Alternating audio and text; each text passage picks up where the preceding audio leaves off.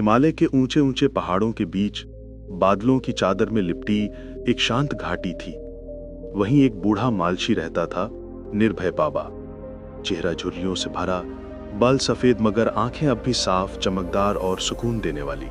उसके पास कुछ बकरियां थीं, एक छोटी सी झोपड़ी और एक लंबा अकेला बीता हुआ जीवन। लोग कहते थे कि निर्भय बाबा किसी के चेहरे नहीं, दिल पढ़ लेते हैं। वो बहुत कम बोलते थे, मगर जब बोलते थे दिल छू लेते थे।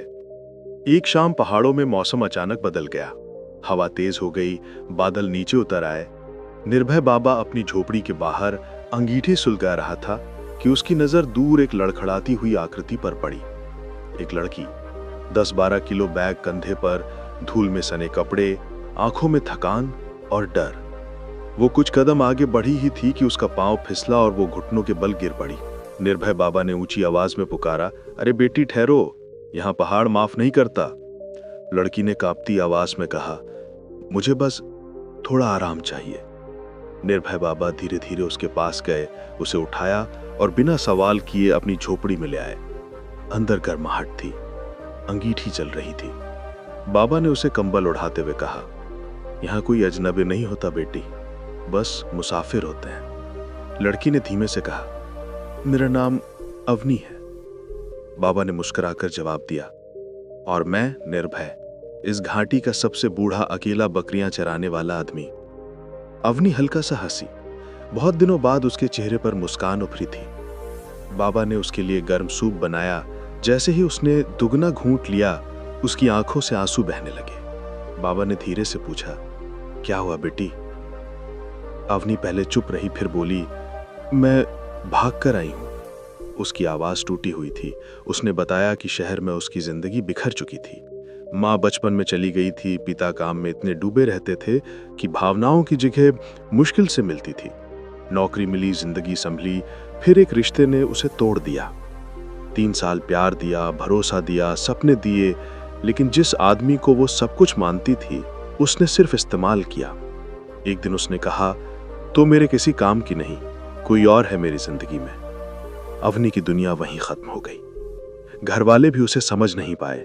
वो घूमने के बहाने घर से निकली और बस चलती रही, पहाड़ों तक, क्योंकि लोग कहते हैं हिमालय में इंसान खुद को पा लेता है। निर्भय बाबा ने सब शांत होकर सुना और बोले, बेटी, आदमी के बदल जाने से खुद को गलत मत समझो। पहाड़ देखो, कितनी चोटें खाते हैं, फिर भी खड़े रहते हैं। दिल टूटने से जिंदगी खत्म नहीं होती। अवनी रोते रोते उसी रात सो गई। अगले दिन बाबा उसे पहाड़ी की चोटी पर ले गए। बादल पैरों के नीचे, धूप हल्की, हवा शुद्ध।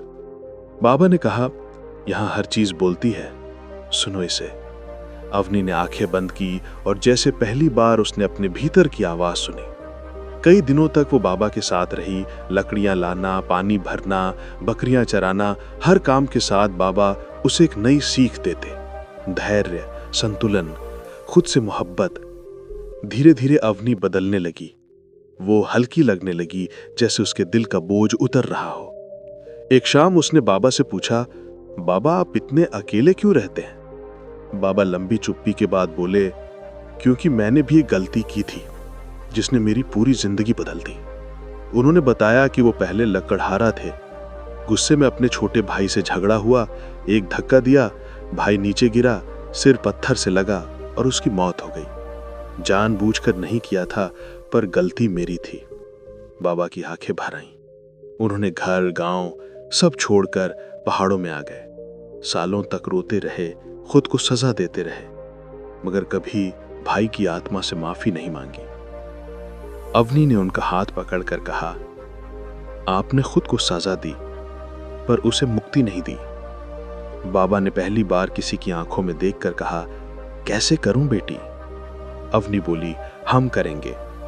उसी रात दोनों उस पुरानी जगह गए जहां बाबा और उसका भाई लकड़ी काटते थे। वहां उन्होंने छोटे छोटे दीपक जलाए। बाबा रोते हुए बोले, मुझे माफ कर दे भाई, मैंने देर कर दी। रात ठंडी थी, लेकिन हवा अचानक गर्म लगने लगी।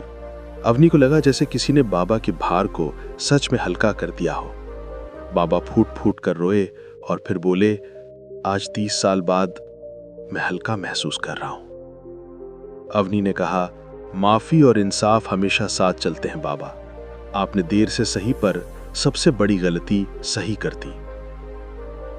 दिन बीतते गए। अवनी अब मजबूत हो चुकी थी।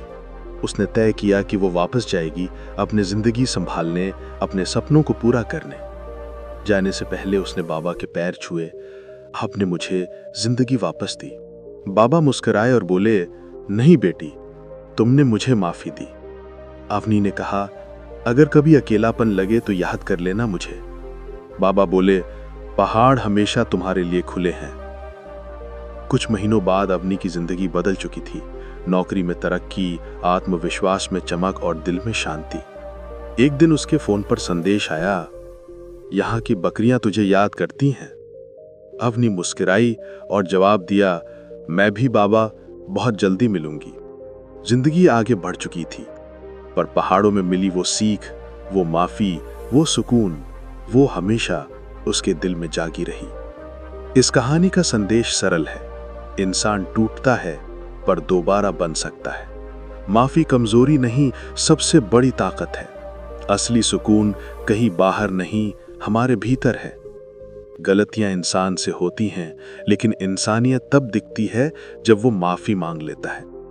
और पहाड़ हमें सिखाते हैं, ऊंचा होना जरूरी नहीं, मजबूत होना जरूरी है।